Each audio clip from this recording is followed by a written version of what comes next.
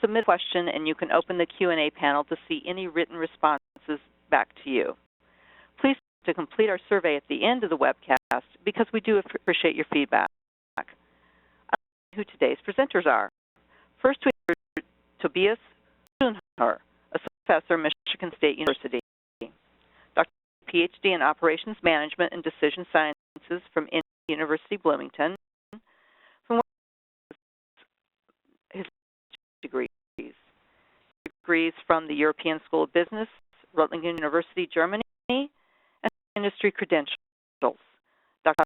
Operations and Supply Chain Management courses, both graduate and undergraduate, at Indiana University, Eastern Michigan University, the Undergraduate Business School, and the Central European University in Budapest, Hungary.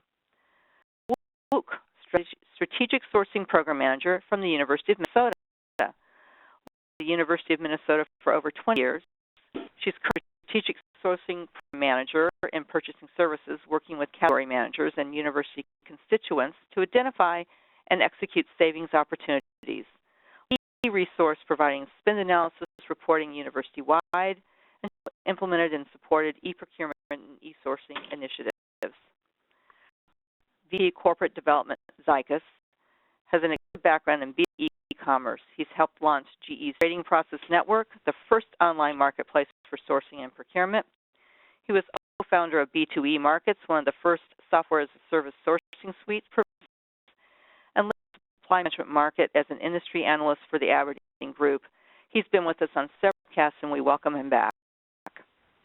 Now we'll focus on motivators for the implementation of procurement technologies leading to better ROI, the dormant drivers for EPT adoption for effective use of technology, training and implementation challenges, and promote technologies through various success stories,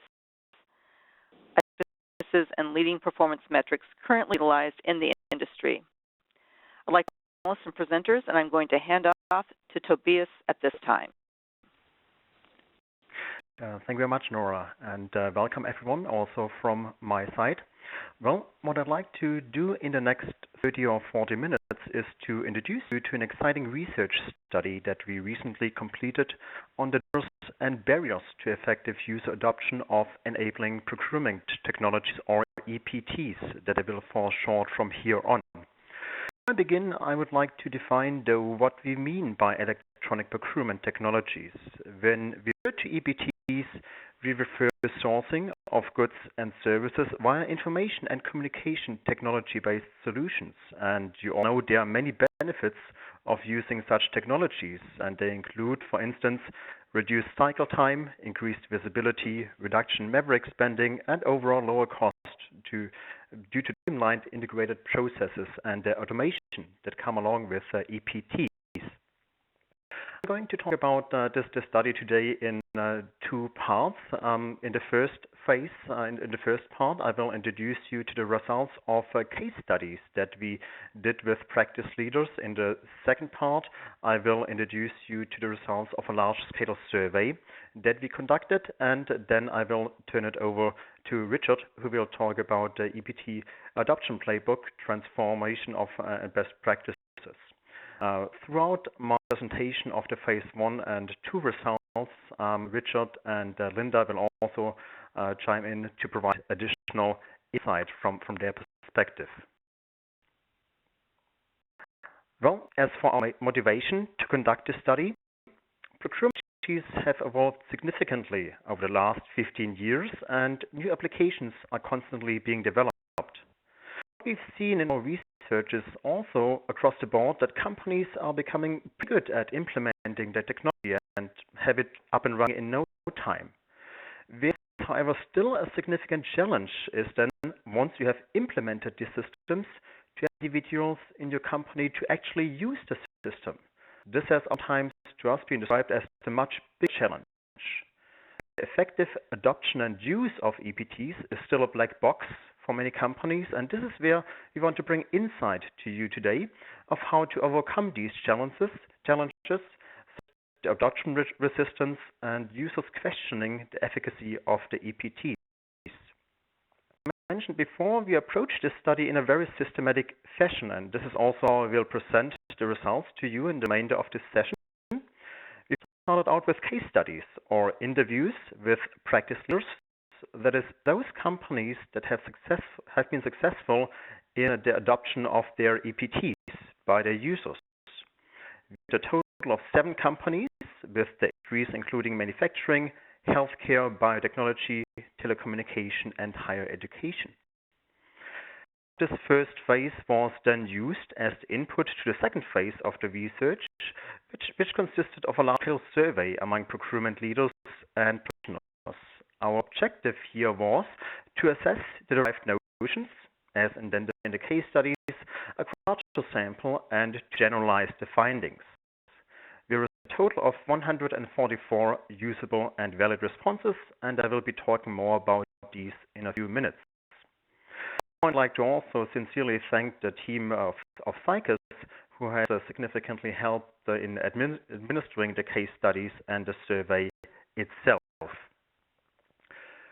Let me talk about the first phase of our research. Let me address you the main findings.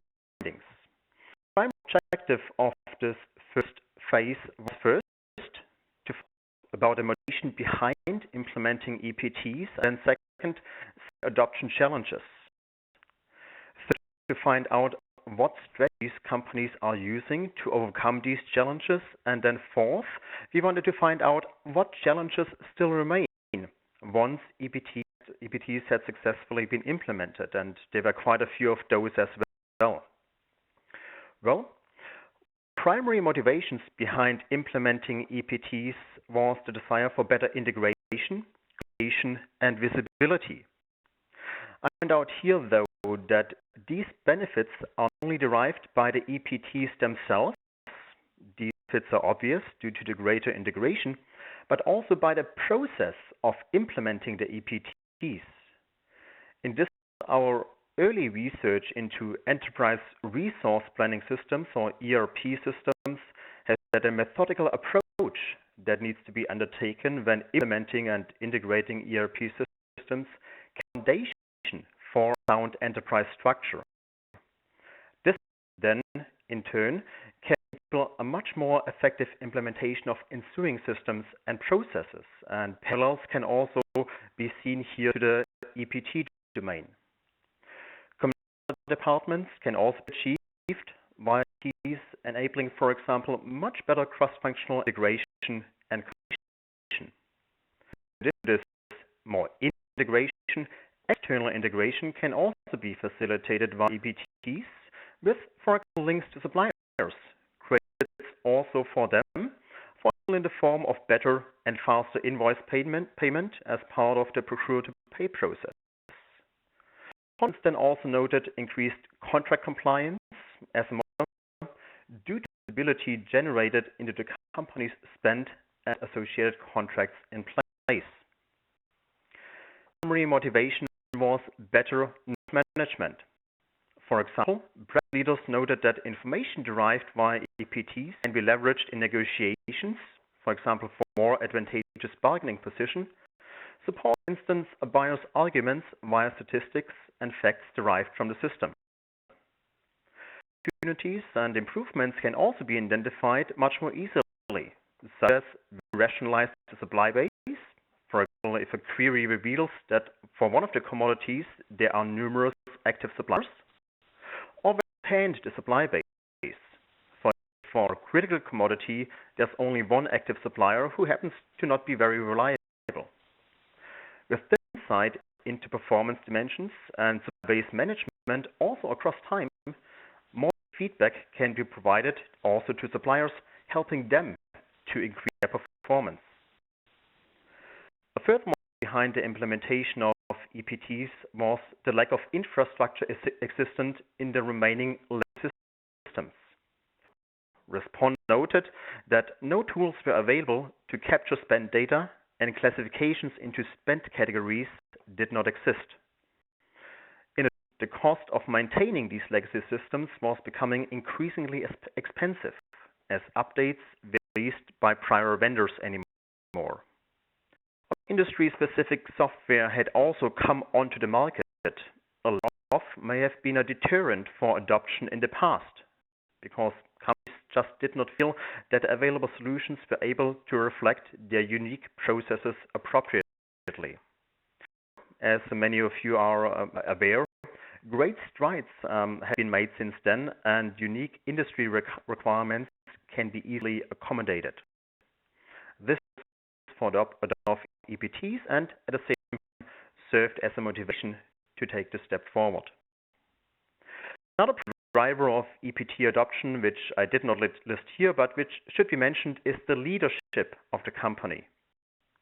As initiatives, senior support is essential for an implementation to flourish. At interviews, this sometimes meant a complete overhaul of the procurement department toward it becoming more strategic. As procurement, the implementation of EPTs was seen as a key component. To the adopt challenges, while legacy systems served as a motivation to adopt new EPTs, as I just introduced, they also served as a challenge in this regard. Users are just more comfortable with their old systems and did not want to change. Several can be attributed to this observation. First, users have become so accustomed with this streamlined web experience that a lot of B2C sites offer to us. For example, Amazon. I'm sure many of you are familiar with that. Until recently, many EPTs did not offer the same level of ease of use, but users expected these interfaces also on the B2B side. The interface on the B2B side lacked intuitiveness. This is the hurdle for adoption. Users are sometimes so busy with daily activities so that they're not able to devote time to learning the new system or to becoming familiar with their true potential. So EPTs need to be intuitive. They should be very understandable without too much training. Third, many reviews in EPTs stress the importance of culture and how it might hinder the adoption of EPTs. As individuals want to have their own control to manage vendors, which may, however, be curtailed by the use of EPTs. And the notion is the fear that jobs would be cut due to efficiencies generated via EPTs. Fourth, potential users were offset by the expense of the new system and were not convinced about the long-term return on investment these EPTs could have been able to deliver. They mean that if the system is not broken, then why fix it? How do we overcome these challenges? Well, realizing that there are significant challenges associated with the implementation and adoption of EPTs, several strategies were suggested by our respondents on how to overcome these. Is the need to make users realize the value of the tool, specifically for their tasks. This is accomplished via formal training or more informally via town hall meetings or so-called lunch and learns. An important element to drive adoption is also to spend time with business unit leaders and senior staff to get them on board and support the initiative. These can also be promoted internally, so kind of purchasing on the role of marketing, promoting their benefits internally, for example, via newsletters, the internet, or via posters in elevators or hallways. To be beneficial is the provision of concrete examples and very specific benefits, for example, how these EPTs have led to benefits in other departments. In this regard, whenever possible, hard data, such as savings, should be used to demonstrate the benefits and the bottom line impact of EPTs. Important is that examples are specific and relate to the end user's context. This was noted since oftentimes new initiatives are perceived to be only benefiting other people and not oneself. So the impact needs to be illustrated. Qualified implementation consultants was noted as a further strategy. Some consultancies have likely experienced and managed similar challenges before and have developed actionable expertise on how to address the challenges of user resistance.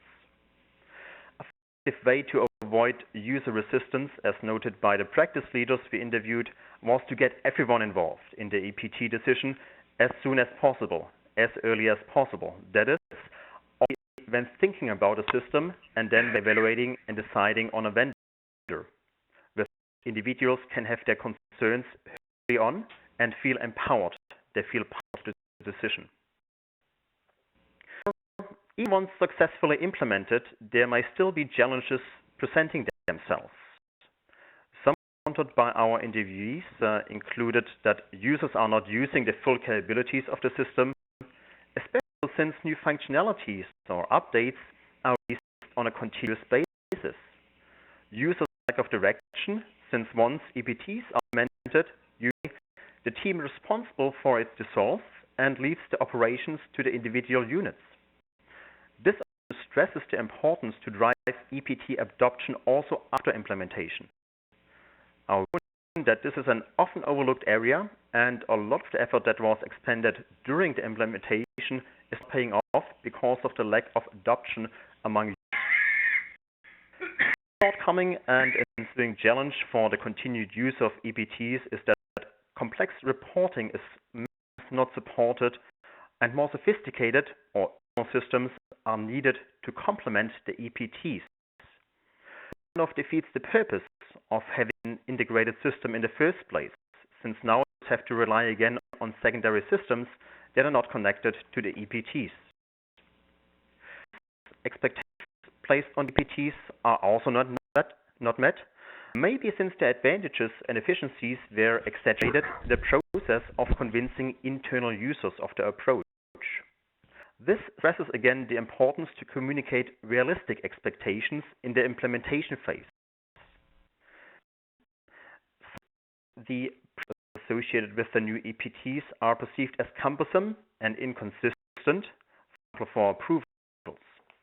In instances, criticisms need to be taken seriously and to the system need to be made if warranted. Attention to new processes is not surprising, since it requires individuals to learn the new software, potentially taking away valuable time from other tasks that are on their to-do lists. Encountered by our interviewees once EPTs were implemented consisted of the costs to suppliers to interface with the systems and the tools. This aspect is heightened due to suppliers oftentimes being required to integrate with many of customers, which have different EPTs requiring different setups and interfaces. This is significant learning and cost for suppliers. For some of them, it might be even cost prohibitive. And if EPTs are in place, the validity of the data is challenged. This may be the fact that users have less insight into the system infrastructure in contrast to maybe the prior system. The firms of our interviewees also sometimes felt forced to use the system and would make their own decisions. They felt that their autonomy was curbed.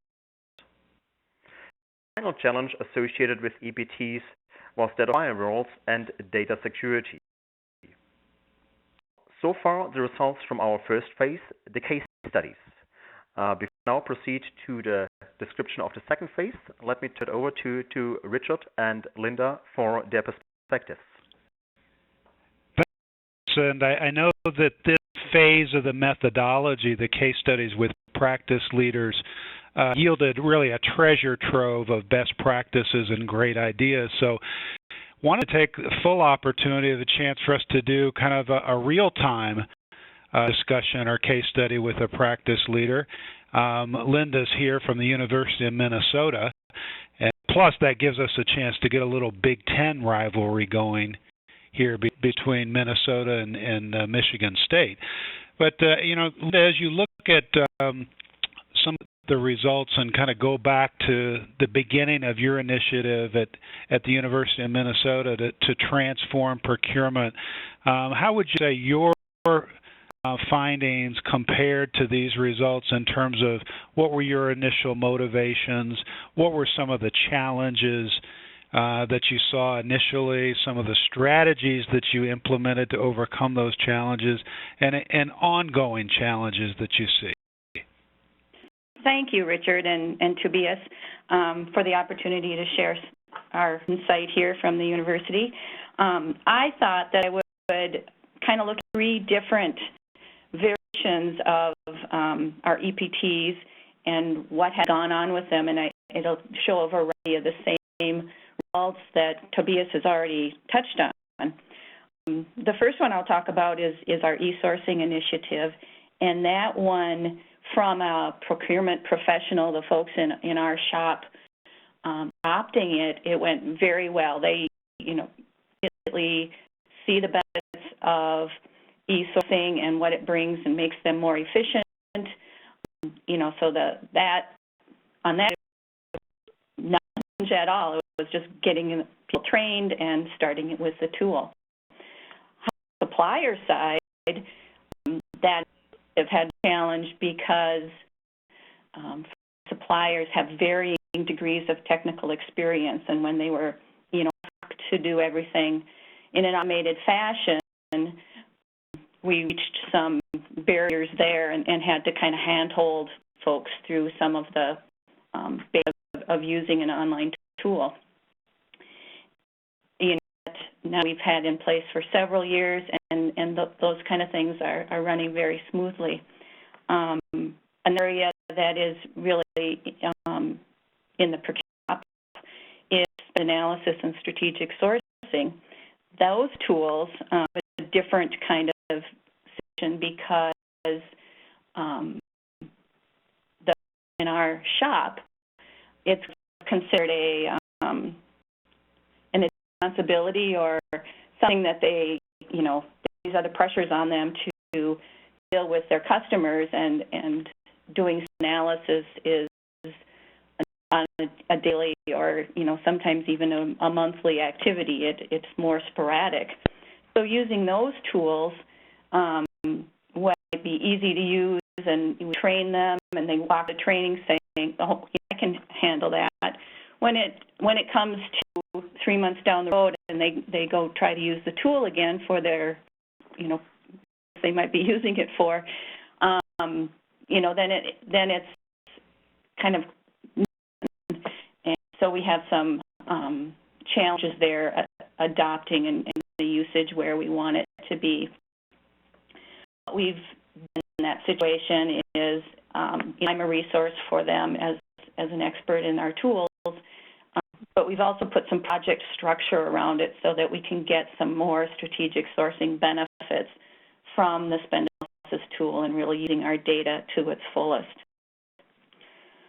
Then when it comes to kind of the third area of EPTs, and this is very different again in that our P2P system is university-wide. So and those expectations, as Tobias already touched on, we have the challenge of people having those Amazon experiences and expecting that same experience out of a P2P tool is kind of overwhelming challenge for us. And, what we do there, and people, use supplier websites or have supplier relationships with suppliers. We don't have the ability to mandate the use of our PDP, so we monitor usage, we communicate, get the vogue spend, say, you can get contract prices, P2P tool. That's just kind of a never-ending chance. I think it's probably pretty similar to other areas. I think that, to implement procurement tools, we're pretty successful, and it's really changed the organization is viewed by the rest of the organization and helped promote good purchase practices, and it's been very helpful. Linda, To be as interesting too, as Linda notes, that to some extent the challenges and therefore the strategies may vary depending on the nature of which of the EPTs is being deployed. So very interesting feedback there as well.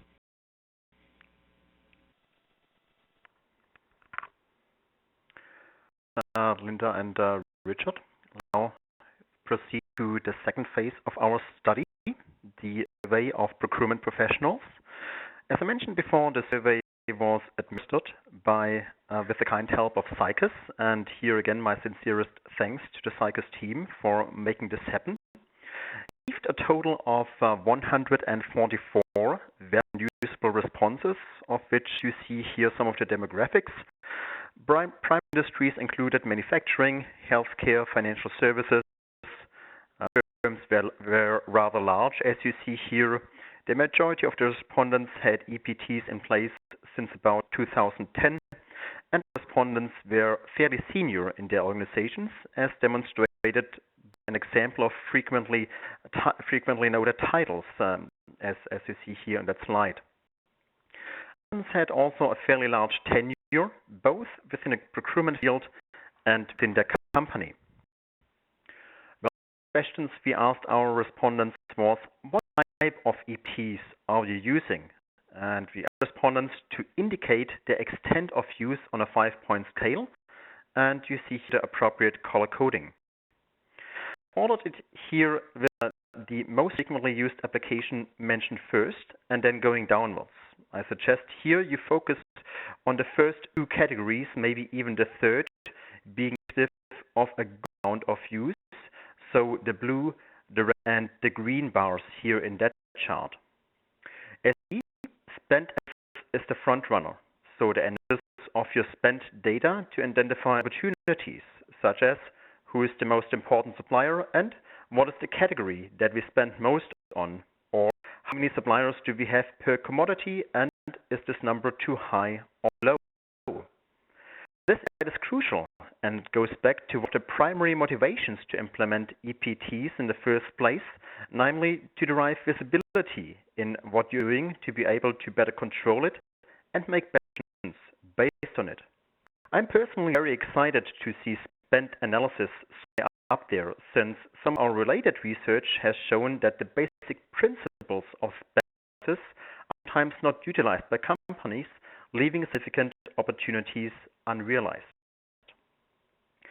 Contract management, so monitoring and maintenance of contracts, tracking supplier performance, receiving automatic alerts when a contract is about to expire, current contracts in place, and also provide a central repository for those contracts. And financial savings management, which I believe is also very important, especially in terms of having the capability to track your savings. That is, to not only track your identified savings, that is, those savings identified right after the negotiations, but also the actual savings at the end of the contract, which are quite lower due, for example, rework, defective parts, and other reasons. Management or commodity management as a category, so having, for example, dynamic dashboards per commodity group to track the performance on a daily basis. Management. This, for example, ensures that the company does not use multiple and potentially inconsistent versions of the same supplier master data. PT abilities, so capabilities to streamline and automate the purchasing process, via which you can effectively communicate and share information with suppliers. Even the concept of more complex sourcing events, for example, complex scoring schemes and bid analytics. Or supplier performance management, that involves tracking the suppliers on key performance indicators, setting and managing performance benchmarks, and communicating these scorecards to the supplier. A supplier is a central repository of your suppliers, also to ensure that you have no redundant or inconsistent information. Management that relates to monitoring trends and tracking fluctuations in a commodity prices.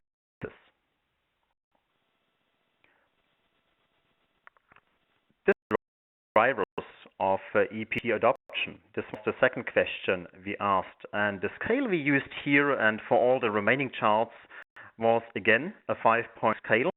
This time, however, anchored at strongly disagree and strongly agree. And in this one and the remaining slides, I suggest you look at the top 2 categories. So points 5 and 4, indicating agreement that is the respondent that this is indeed a driver adoption of EPT. So I ask you to look here at this one and the remaining slides, especially at the blue and the red bars. Consistent with our case study findings, that duration and visibility are the most important drivers. Opportunities is also very much in line with our case study findings. That can, for example, be achieved via spend analysis. Achieve savings targets through better visibility into your spend and category management. Having an information repository and a dashboard. Back to the notion of visibility and the associated ability to make better decisions. The question about the value of EPTs, as example, demonstrated or evidenced by other departments or companies that the user might be watching. Hence, contract compliance via of EPTs to even monitor and manage contracts, revamping or replacing a legacy system which may no longer be supported, and better integrate visibility externally. So with encouragement by senior leadership also played a significant role. So senior needs to support as opposed to mandating the EPT. Coverage also played some role, not too significantly, but they still as some drivers for some respondents. When you see, for example, that others are making instances with EPTs and are successful with it, illustration or positive coverage of EPTs in the popular press. Barriers to EPT adoption. Significant was the expense. Users are maybe just seeing the initial price tag, and again, this is consistent with our case study findings. Users just don't think about a long-term savings possible. There are a number of barriers that can be grouped together. For us, we have here company culture from users, change issues, unclear business case, and no felt need. All to individuals not being willing to change or not seeing the benefits. This is again the importance of the upfront work that needs to be done when implementing these systems, as noted in the discussion of our case study findings, to involve eventual users as early as possible, to get them on board, to listen to their concerns and to integrate their concerns into the final decisions. Practical issues or challenges, another of areas that we identified. As for example, custom processes, time constraints, the system being overwhelming, lack of management support, lack of fit, that expectations are not met. These can be overcome by a careful planning of the implementation, including unified corporate message and support, upfront user investment in the design and customization of the system, and simply to concerns voiced.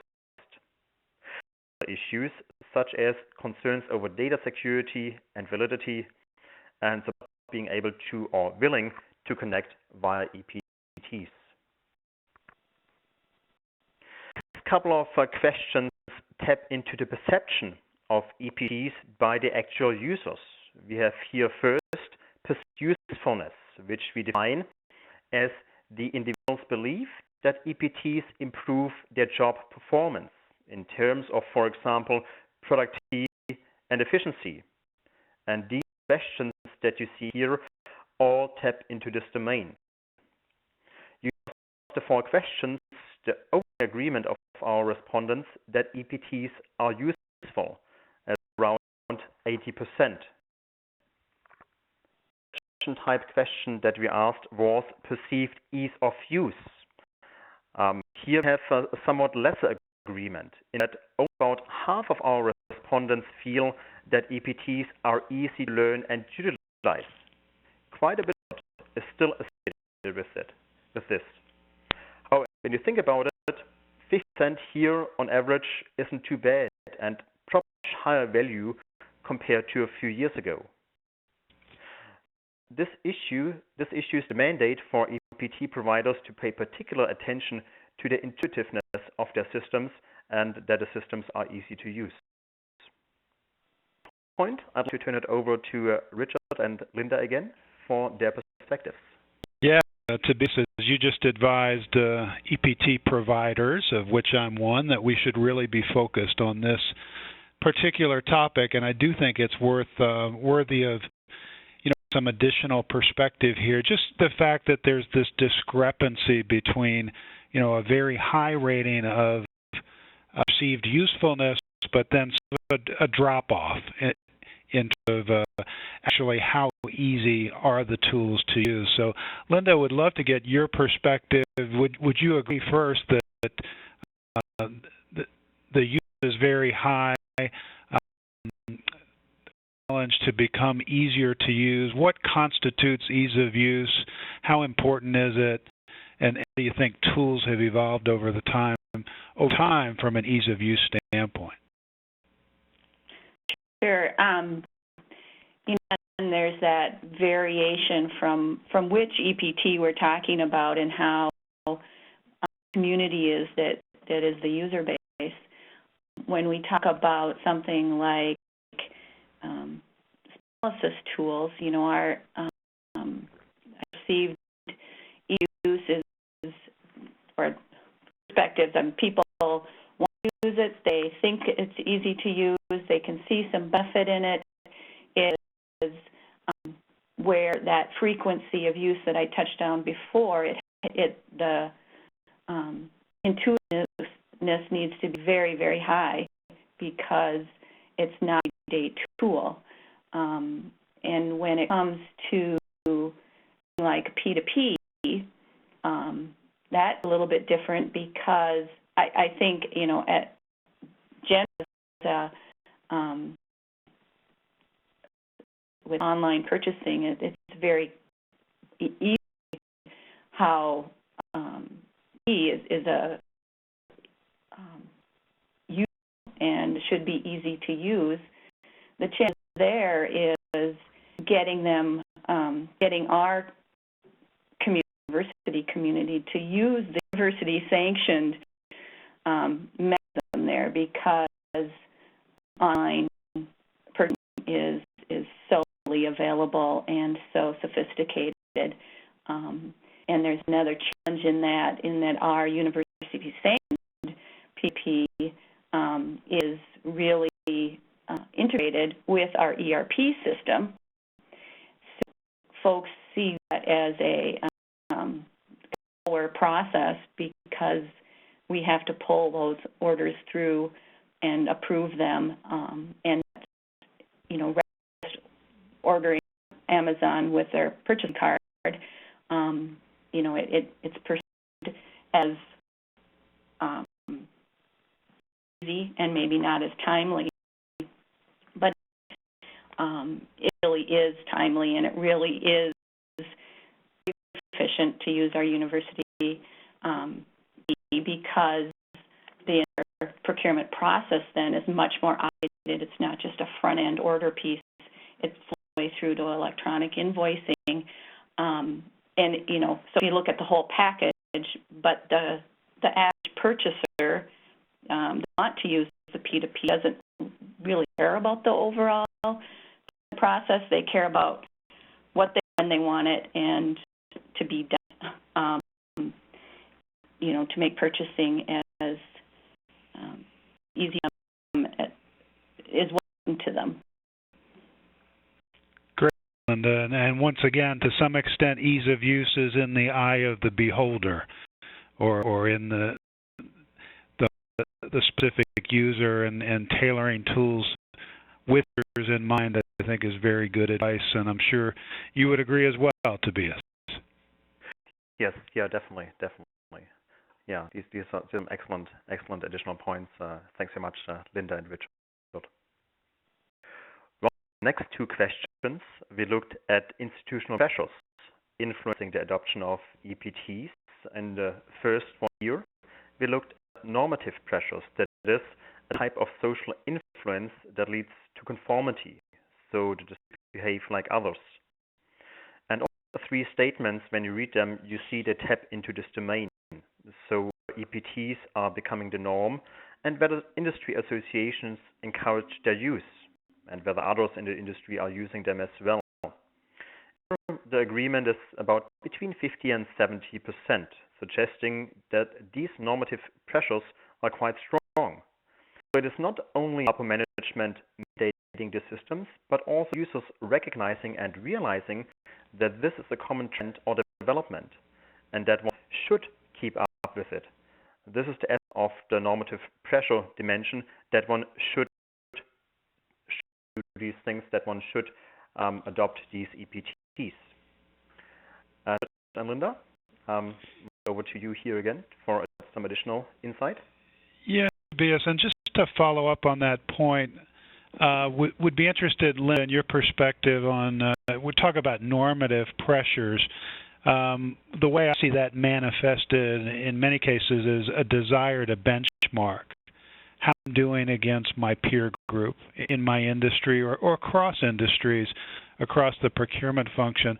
What role does benchmarking play in your organization and constitute kind of a motivation, if not an outright pressure, to drive to achieve more with these enabling procurement technologies? This is a little harder for me to respond to. We do watch for, what peers are doing and what we see going on high ed. Probably the big challenge we have there is measurement and consistency of measurements for the benchmarking process. We feel that there's a lot of different methodologies out there for measurement, and we have come to any kind of consistency and should say too that an awareness of what everybody else is doing as far as EPTs and how they're measuring. We were pretty strong in the area of the 10 school and comparing ourselves and communicating about our effort strategies, where with our different tools. There's regulation about that, but we, are as much as California or as much as Wisconsin, we don't kind of a common function there to say where we rank, but I think definitely is pressure to beef up with our peers in the area of procurement because of that just communication and finding somebody else's at.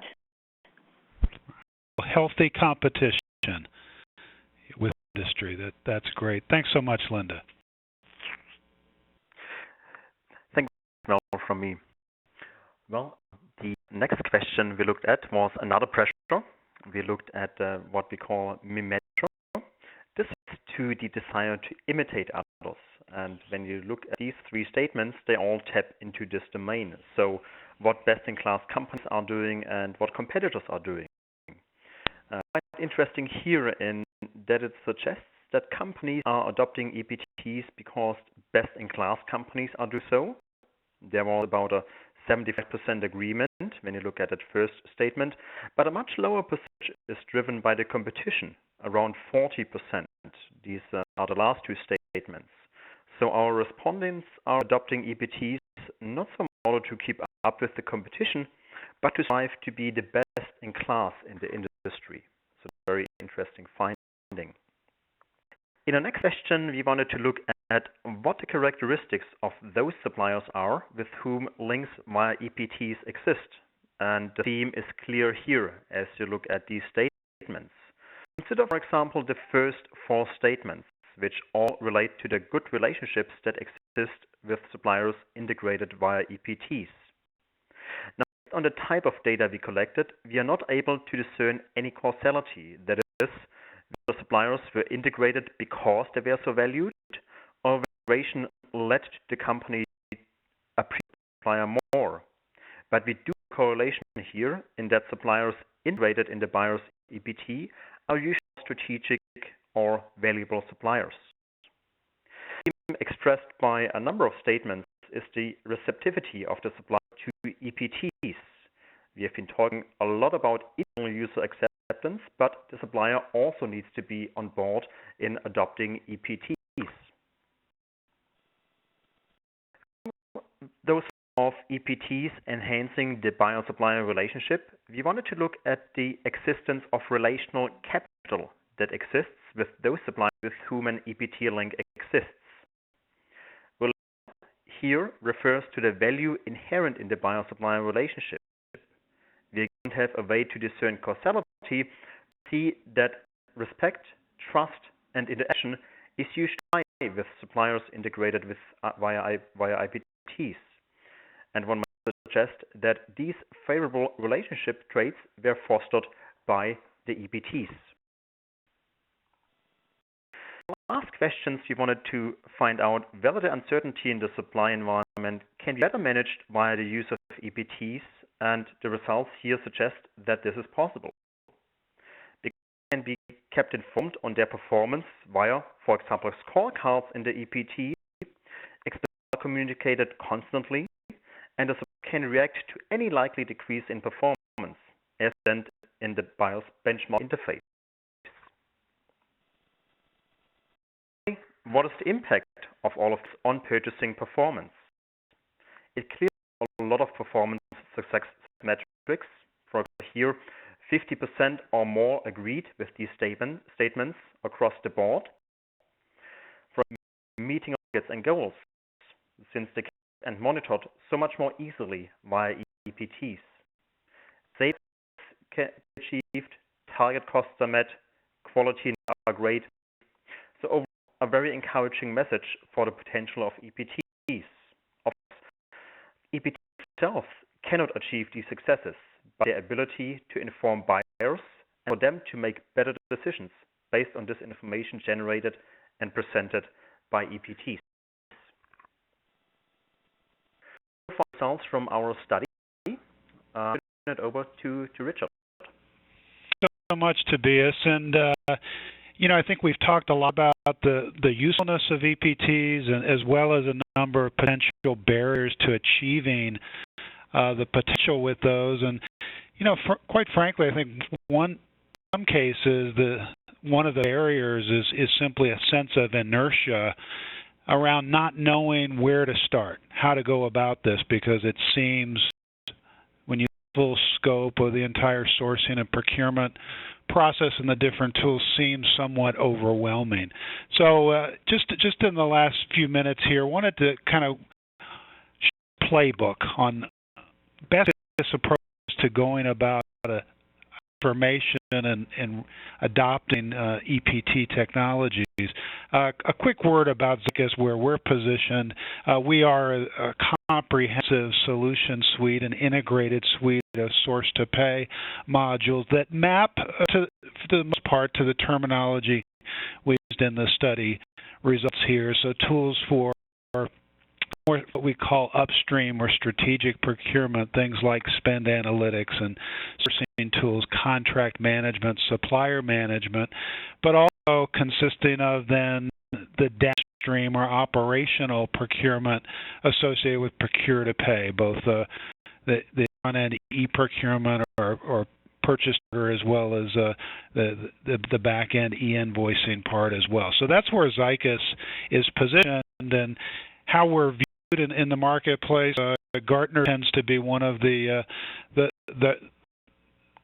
arbiters of kind of what the status is in the market, and tracking our history with Gartner's Magic Quadrant beginning in 2010 through the most current report of the Gartner Magic Quadrant here in 2015, we see that Zycus is positioned as a leader at the top of the leaders quadrant for a number of reasons, and some of them are listed here. But I think chief among them, customer satisfaction, which after all is really where the rubber meets the road when it comes to deploying EPTs, if you will, is did the customer get the benefit that was promised in the business and the ROI, and is the adoption there, therefore higher customer satisfaction. So that's where we are positioned with regard to the Gartner Magic Quadrant. And speaking of Gartner, talk about a playbook for rolling out EPTs or transforming with technology. Gartner's model really lists a best practice sequencing approach with gaining that visibility that Tobias referred to earlier. So mapping external spend, really being able to identify, cleanse the data, enrich it, identify spending at a very granular level to inform subsequent strategic sourcing activity and the waves of sourcing projects that get executed through a pipeline of cost reduction opportunities in e-sourcing. The next step, having negotiated the better cost agreements, is to ensure that compliance is in place to prevent contract leakage and to prevent savings leakage. And that's a combination of tools like being contract lifecycle management, vendor managed services, procure to pay, compliance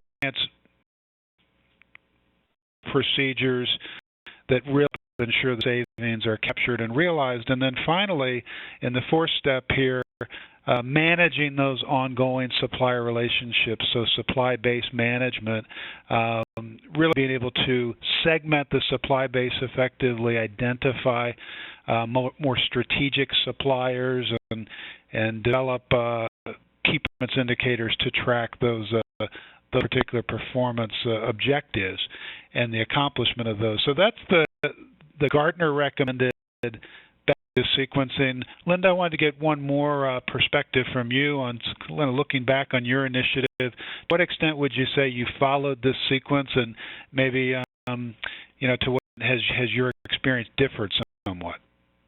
Sure, Richard. Again, maybe we're the poster child here for the Gartner best practices. We did follow this sequence, and right now with our with SBM, we are in our infancy as far as that's more of a manual process, but we definitely are forward with strengthening those supply relationships in making some supplier scorecards and regular meetings with them, and talking about where we are as go and usage, and trying to improve any of our pricing situations based on that. So pretty model here, and it's gone quite for us. To be fair, we did have some electronic fact before we implemented full e-sourcing, so we had a repository basically would send our RFPs to and our RFBs, and had a homegrown previously for many years, and so we kind of had some of those motion, but in the last 6 or 7 years where we've implemented full EPTs and those benefits. Thank you so much, Linda. And I think we mentioned earlier that one of the challenges or one of the strategies to overcome the challenges would be to put together a compelling business case justification for not only why are you doing this transformation, but maybe why are you doing it in the order or the sequence which is being recommended here. And last I want to share with you is 4 quick steps, if you will, a step-by-step playbook or cookbook that follows this best practice approach and has together the business case. So step 1, the recommendation is to start with spend. And the overarching objective here is how do I go from sort of average level of spend under management, maybe about 2/3 as shown here by the peer group, how do I get to world class, which would be 85% or better spend under management, and spend analytics is the enabler to do that. It gets to that grand level of spend visibility as represented by the class or commodity, really a line item level view. So top performers, according to Gartner, are able to view spend at that 95% of their spend at the most granular classification. Not only that, as represented by the pie chart here, they're looking at analyzing and refreshing that spend data more frequently. So better than 3/4 are looking at spend data that's no older than a quarter. So a quarter, or some cases monthly, or even more frequently as the spend data gets refreshed. So that's step 1. Step 2 then has spend visibility to drive sourcing savings. Targets are helpful. Here's a Hackett world-class benchmark data that says as a total of spend, class organizations are getting 2 times more savings. Better than 5% of their total spend is recorded as cost savings. So that's on total spending.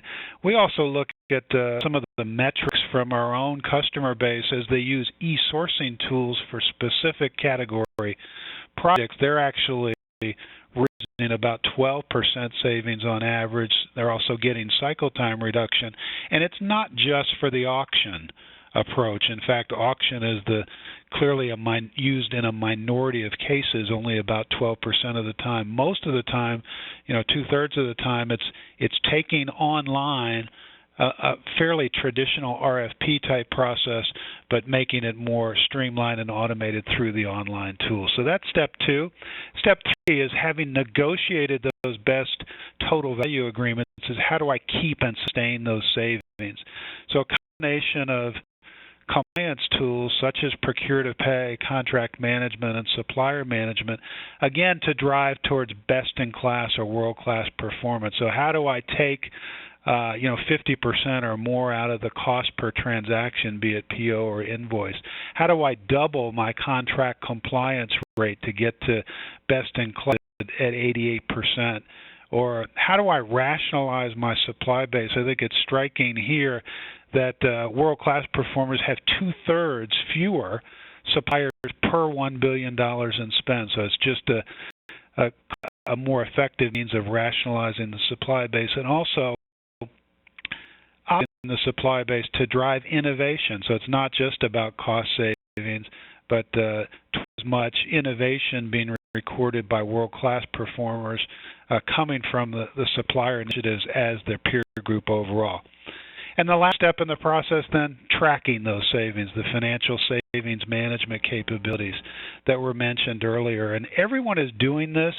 The Gartner-Rutgers study here actually shows that nearly every organization is trying to track this information. It's just done with cumbersome spreadsheets that are difficult to scale. So increasingly, companies are looking, how do I deploy an enterprise class capability to more effective job collaborating between procurement and finance to get agreement on how savings will be calculated, how they'll be tracked, to have a workflow component to sign off and documentation that the savings have actually been delivered, so that this transformation is successful and is measurable at the bottom line.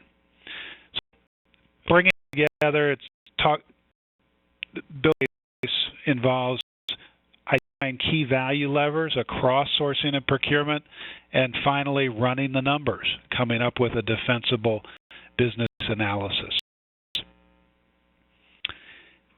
I know we're at the top of the hour and out of time. Let me turn it back to you. Great. Thanks very much. Great presentation, everyone, and thanks very much for all your input and valuable information. We received some great feedback from participants. So, attendees of today's events will receive an email from ISM within 10 business days with links to your continuing education hour certificate and a interactive recording of today's event, because several of you have asked about access to that, so it must have been really a great learning experience. These secure links to work, you must be logged into the ISM website, and near the top of the screen, the shaded gray boxes. And still access at www.ism.ws, although we are switching over to the Institute for Supply Management.org all together. So we do appreciate your time and hope that you found the webcast to be a valuable experience. Thank you very much to our presenters and to Zycus for making this possible. And we'll say goodbye and have a great day.